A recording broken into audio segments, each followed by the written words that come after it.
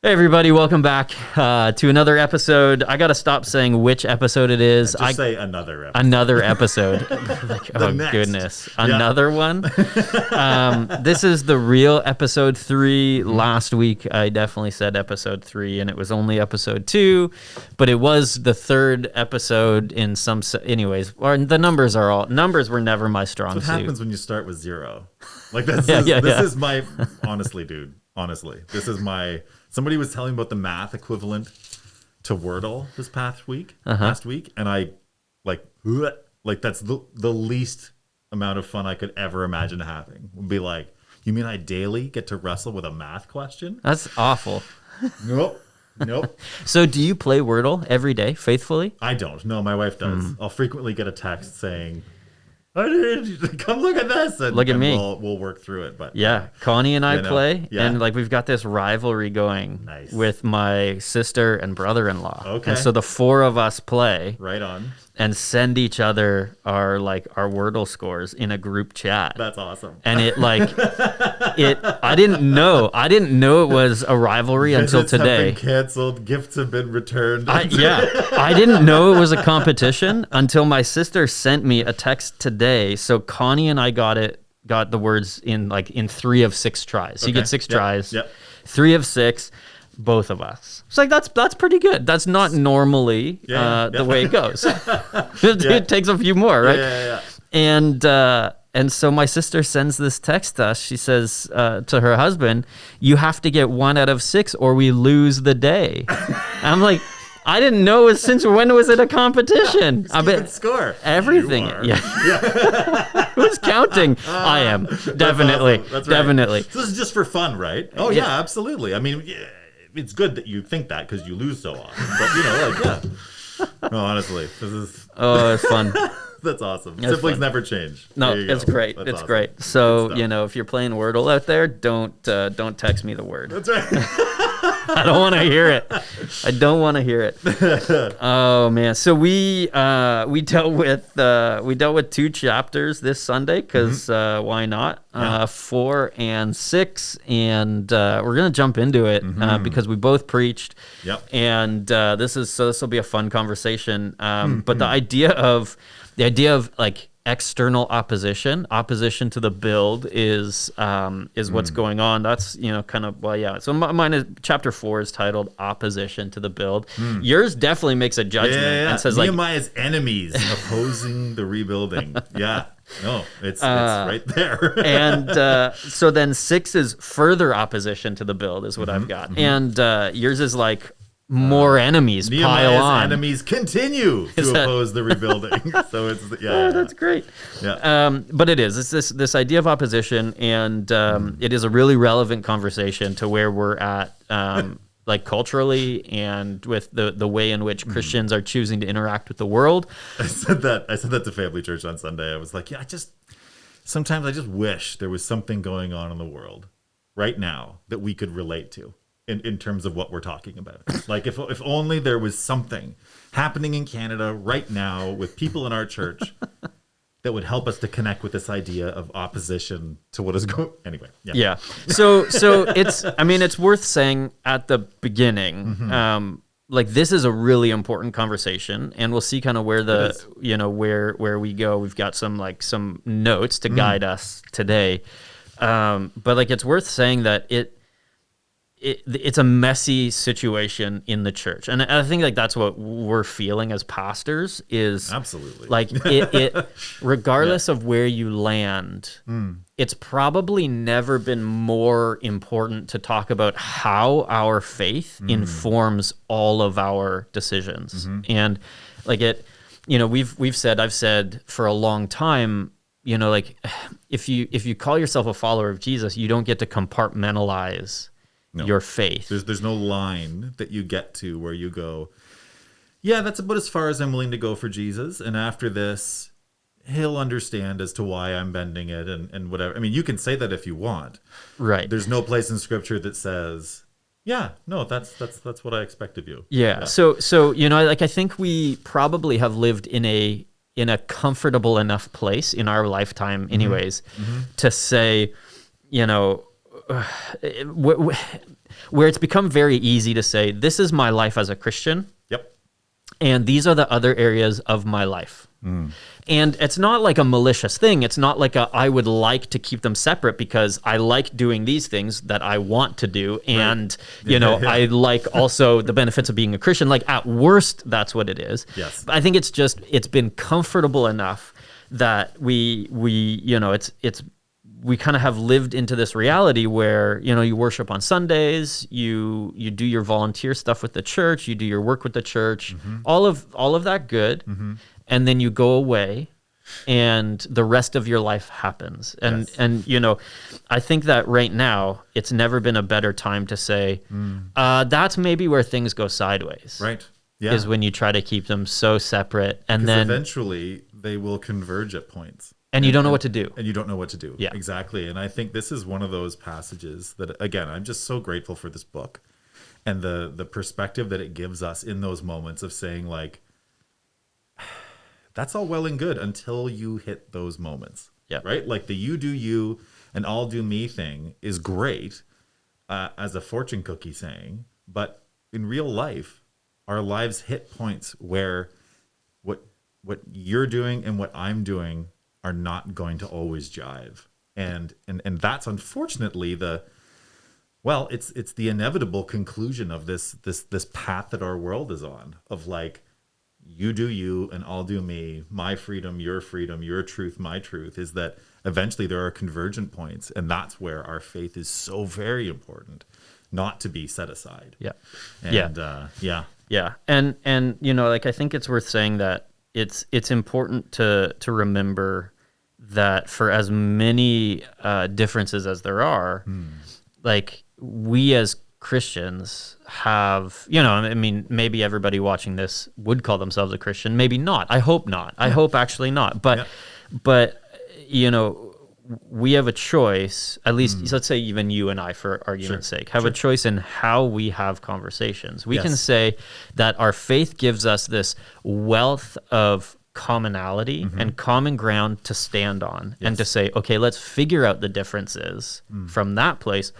Or we can, I'll put it this way, weaponize our faith, the Bible, our reading of Scripture, to highlight the differences, where you're wrong, where I'm right, where, I want to make very certain, very clear that that you're wrong, in the way you're reading Scripture, or vice versa, that I'm wrong. Like it you know what I'm saying? Like there's a way in approaching issues in sort of this public forum as followers of Jesus, where we have the opportunity to say, hey, is our faith going to be something that holds us together, right? And that is like the beauty of tension and of a community that wants to hold differences, right? Or are we going to say it's more important for us to be right? Right. In our reading, in my reading of Scripture, and that, just all contributes to kind of this idea of opposition that we're going to get into, because we talked about, we both preached about the idea of external opposition to what Nehemiah is doing to the build, and how we also can face opposition. Sure, I think equally important to realize, and we talked about this, we can also be the opposition. Yeah. And maybe you've not heard it put that way before, and I felt it felt a little harsh in some sense to say that. Yeah. But we see it as pastors. Sure. That our wants and likes can turn into things that oppose a particular direction.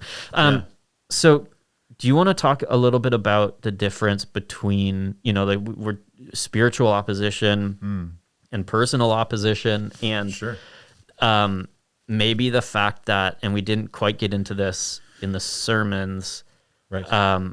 But the reality that not everything you experience is necessarily opposition. No, exactly. And I think you hit on it nicely in that, so the important thing to remember is, regardless of what the source is from the outside, where the opposition is coming from, what it's about, why it's happening, we need to respond in a way that honors God, in a way that is spiritually sound. That is, and we've said this before, that we live spiritual lives. We are to see everything in our life in a spiritual way, as a creation of God, as an image bearer of God, as a gift from God, as a challenge from God. And that's entirely about how we are challenged to view the world.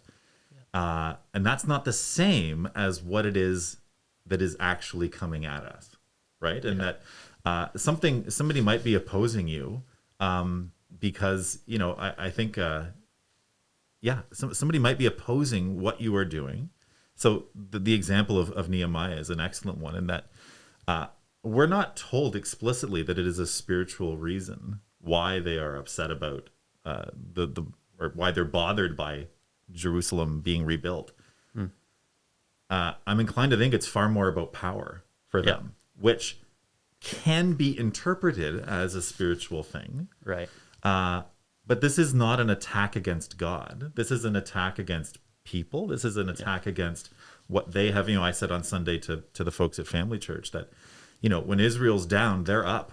And so our inclination is to want to keep it that way, right? Like, no, I don't. I'm quite good with you being a vassal. Actually, I'd like you to stay that way, and that way I can thrive. And it's just an important thing for us to recognize the differences between what is coming in as it actually is and how we receive it. I don't know if I said much in that moment there. Anything? No, I think it's good. The way I read 4 and 6, like I think it has everything to do with power. Certainly there's religious and spiritual stuff going on. So Sanballat is the governor of Samaria, and we know Jews and Samaritans have never gotten along. Right. Different reading of scripture, different reading of relationship to God, covenant, their theology would exclude one another, kind of thing. And so, that's all kicking around in the background, but like the governor of Samaria probably just doesn't like that Nehemiah showed up to rebuild Jerusalem with the blessing of the king. So the guy arrives with letters, that guarantee is safe passing, with letters to get free supply, like to pay for supply to rebuild. Like, so dude shows up and he's got the complete blessing of the king, support of the king, resources of the king, right? And the governor of Samaria is probably like, hey, well, what about me? Right. What about us? Like what is this going to mean? Like a strong Jerusalem, does that mean are like, we going to get an arm? So once he's rebuilt Jerusalem, is he going to turn around and stomp us out? Right. Right. Yeah. And so, like, I do think it's important to realize that just because, we would say on the one hand, like everything is spiritual in the sense that like everything affects us as spiritual beings. Like if that is true about who we are as creations, then everything we do, like you can't separate the body from the spirit. You can't separate the mind from the spirit. Like those are things that are integrated. Yeah.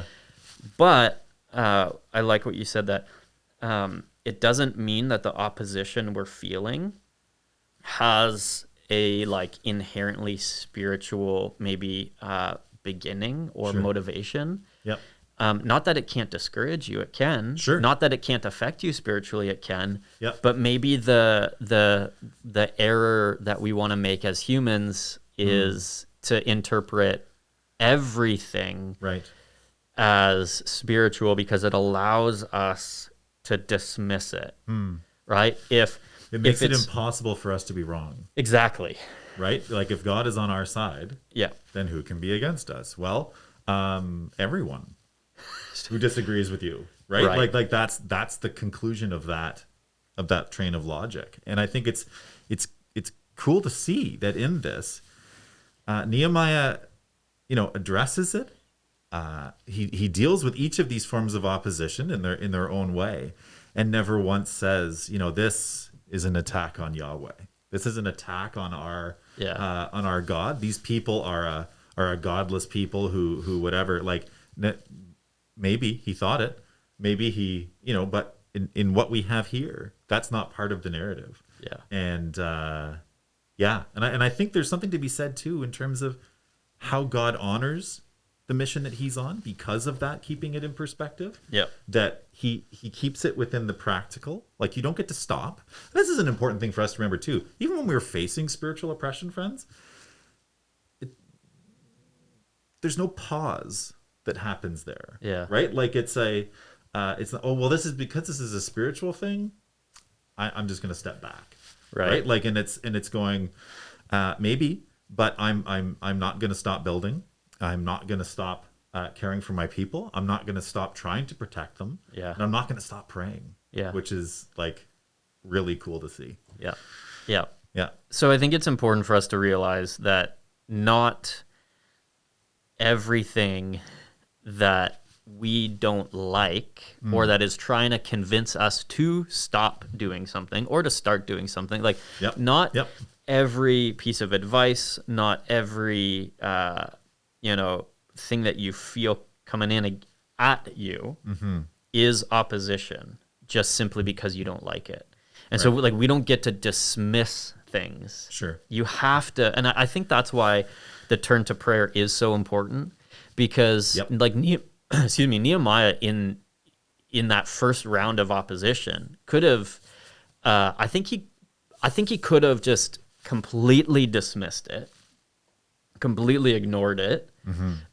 Certainly in the second round of opposition where it's like direct threat, we're going to come and like he could have just completely dismissed it and just completely said, this is opposition, this is spiritual opposition, whatever. Like, they don't like what we're doing.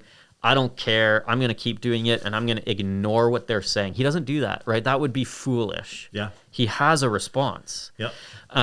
But it's important that his response begins with prayer, because I think that's what guards us from just simply saying, because I don't like what you're saying to me, I'm going to compartmentalize it. I'm going to wall it off as opposition, as spiritual opposition, and I'm going to say that I'm right and you're wrong. Yeah. And I'm going to completely dismiss what you're saying. God is on my side. Can't be on yours. Yep. Yeah. And there's no credibility there. So I'm going to go on happiness is with my life and, continue whatever. Like, Nehemiah doesn't do that. And I think that's the important thing for us to realize is just because we don't like something doesn't mean it's opposition. Sure. And worse still would be to dismiss it as spiritual opposition. Yes. Because then you lose any possibility that what somebody is saying to you, you actually need to hear. Well said. So yeah.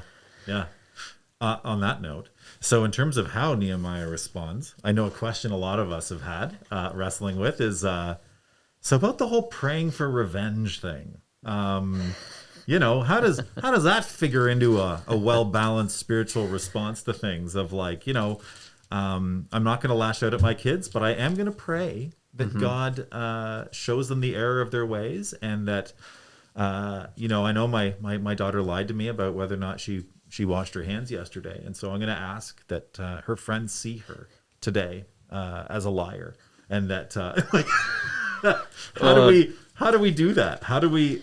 What is with that? Is that something to mirror? Is that something to? What do you think? Oh, it's great. So it's in chapter 4, verse 4 is where it starts. And so first of all, Tobiah the Ammonite, right, has this awesome insult. Even a fox climbing up on it would break down their wall of stone. So I'm like, okay, well. If you ever watched the Family Church feed, you really need to see the way that I read that passage. Okay. Like it was what are they building? Are they putting up a stone wall? But suppose a fox climbs on top of it, even that would break it down, right? Which I'm sure is exactly the way Tobias sounded. Like it's right? So I mean, hilarious. And then this is a great it's a great turn, right? In 4, hear us, our God, for we are despised, turn their insults back on their own heads.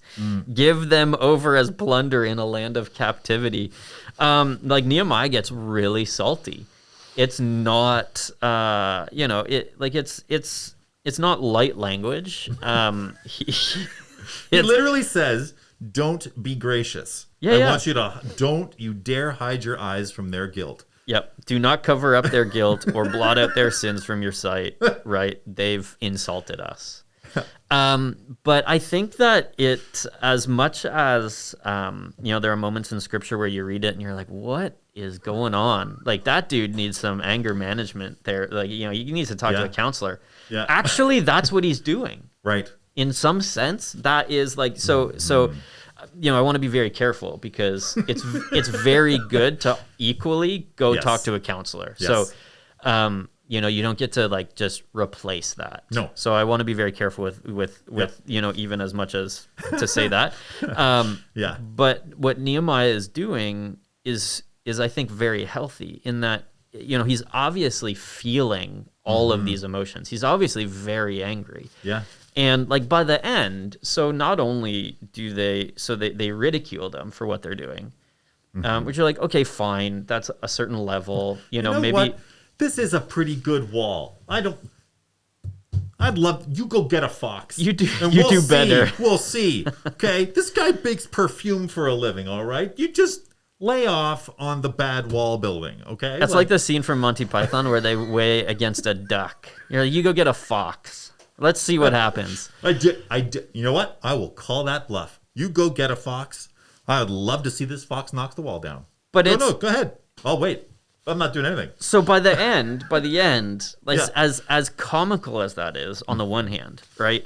So you get actual threat of war, of armed conflict, and then you get them going behind, trying to basically slander and ruin Nehemiah's name. Yeah. So like by the end of those 3 rounds of opposition, it's actually heavy, and I think that what Nehemiah does is healthy because, again, he doesn't turn back in any type of retaliation. No. He doesn't overreact. He doesn't react, like it's not, what happens is unhealth begets more unhealth. Yep. And so, we don't see that. Like, unless there's a way to take it. So I don't know if you watched How I Met Your Mother growing up. But there's this one episode called like the circle of screaming, or like the chain of screaming or something, where like one person gets yelled at work and then they go yell at somebody else and then they go yell at and it's just this never ending like abyss of anger. And that is, I think, the way human beings react. We know that to be true in all of our relationships. If you have a terrible day at work and don't confront that with your spouse, like don't actually give voice to that, who are you most likely to take out your anger on? It's your partner, whoever. Right?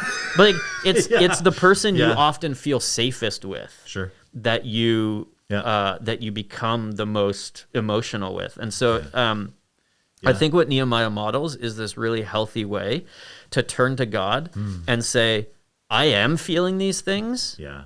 And I'm going to place them on somebody or with somebody who can hold them and react in a right and just way, because we can't always do that when we are in these high intensity, high anxiety, high stress, high emotion, reactive, situations. Sure.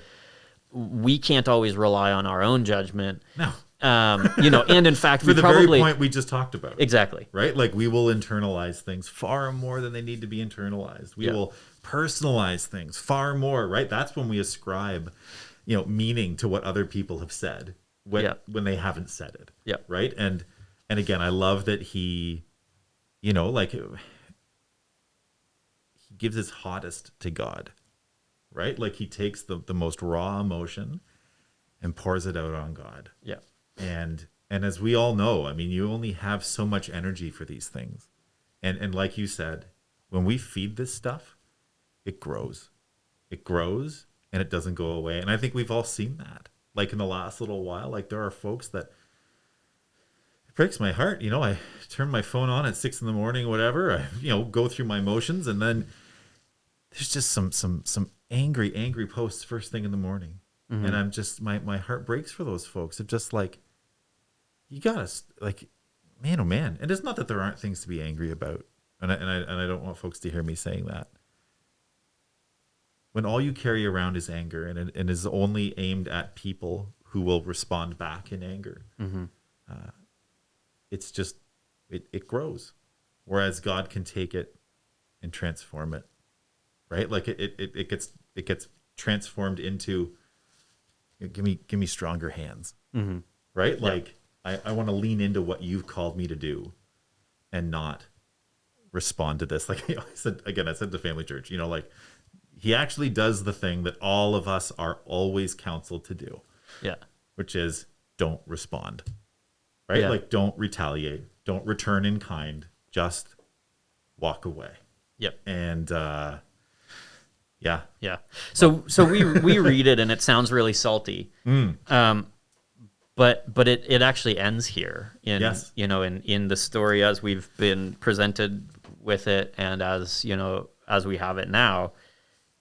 It really ends at that point, and Nehemiah turns and in prayer is able then to continue practically moving forward. I think it's really interesting. So you turn your phone on, first thing in the morning, and I think, at the risk of stretching, for the sake of like just getting really practical, I do think it's important for us to develop habits that don't feed the anger cycle, right? That's well said. And what's like one of the most common sources of anger these days is social media. And let's be honest, like What? there's right Mine's all cat videos. There's probably just an algorithm, right?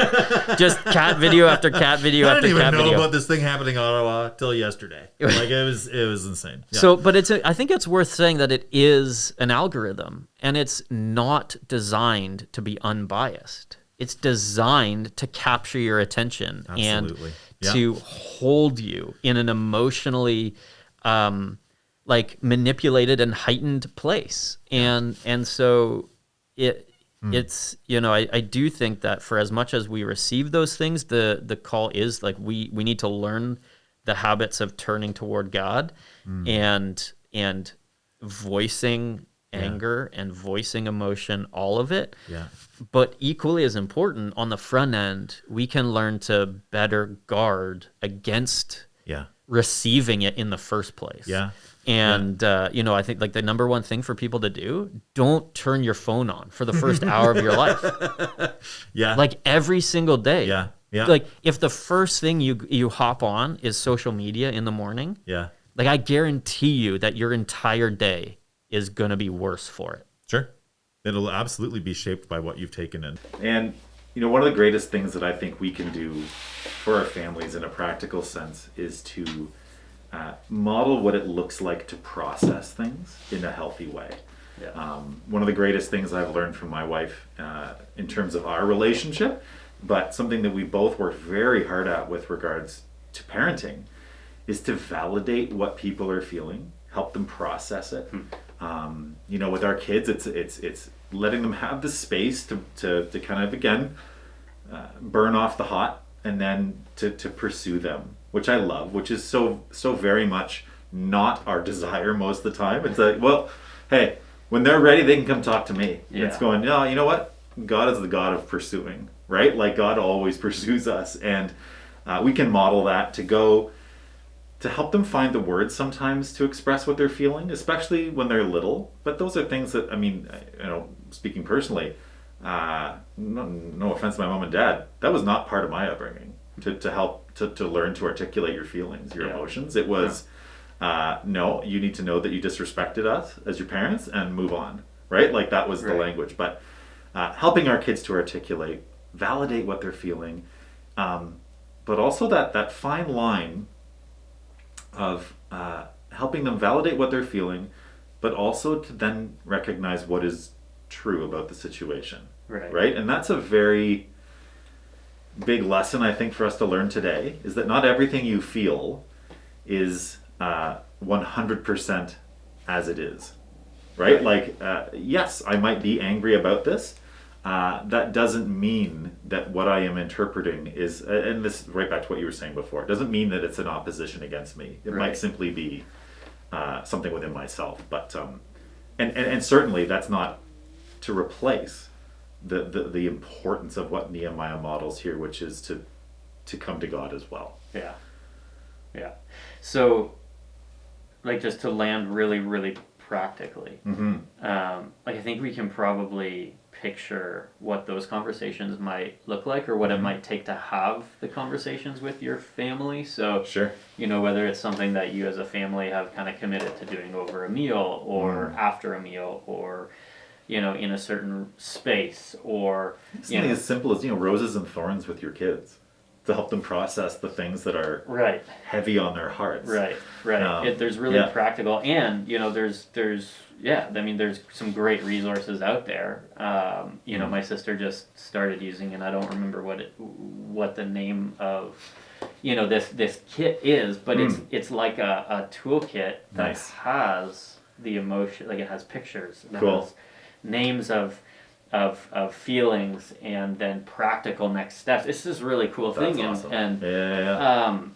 So we were talking a little bit about that, but just these practical ways that you can help your kids identify it. I think we maybe have a little bit harder of a time getting that practical with our relationship to God. Nehemiah just it's like, well, I turned and prayed, and this is what I said. And we're like, I mean, okay, great. He doesn't live in a house with 4 other people. We probably all need to just shut the door sometimes and yell at God. There's a very I think raw, honest approach. Cathartic. It's good. Absolutely. But practically speaking, it's probably not something you can make a habit out of day in and day out. No, your boss might. Yeah. But something as simple as journaling, right, can be that practical, habitual routine way in which you learn to express your emotions before God. What was that Henry Nouwen book that we just looked at together? Not that long ago. That is exactly that. It's a journey that he went through of articulating his feelings in relation to some pretty big emotions that he was facing, and it's just this beautiful short little some of them it's a paragraph, right, of this is how I'm feeling, Lord, and this is what you thought, and so this is the inner voice of love. A journey through anguish to freedom. But Henry Nouwen, if you're looking for something to help you, always good, give voice to your emotions, for sure. He is an excellent writer, resource for for sorting that through. And I think the like anything, it's about learning the ways in which you can continually do it, and we see that in Nehemiah. It's okay, fair. Nehemiah's writing the story about his own life, so maybe he leaves out some of the stuff. And then I flawlessly transitioned to prayer. And then I punched that dude in the face. He went down and everyone respected me. That's not. Turns out I shouldn't have done it. So you know what? Anyways, but we have what we have, which is part of how do you read scripture, right? We have what we have in front of us, and that's all we have. Acknowledging that the people inside of it are human and flawed and definitely not perfect, but it's this routine. It's this, like I said, on Sunday for us, it's this back and forth. It's this constant turning to prayer, and I think we just need to learn what works for us. What is your constant turning toward God? Maybe prayer, maybe music, maybe writing and journaling, maybe getting out and going for a walk, maybe going for a run, maybe there are very practical things that you can do that help your mind and your heart and your body turn toward God. And it's less about doing what you think is the right thing, the right churchy thing, and more about doing what is the best thing for you, the best practical thing to help you. And my one advice in that is make sure God's at the center. Sometimes we can go I really experienced God in nature. Bring God into it. I really experienced God in a run. Bring God into it. And make that a really holy time. And I know certainly both of us would testify to the fact that what a difference it makes. For sure. Well, hey. So awesome. We hope that this helps you take a practical next step in your faith, whether it's as simple as buying a journal. Right? Make it practical, make it simple, and in that, I think, you're gonna find encouragement. Know that we're praying for you, and we hope that you have a good week ahead.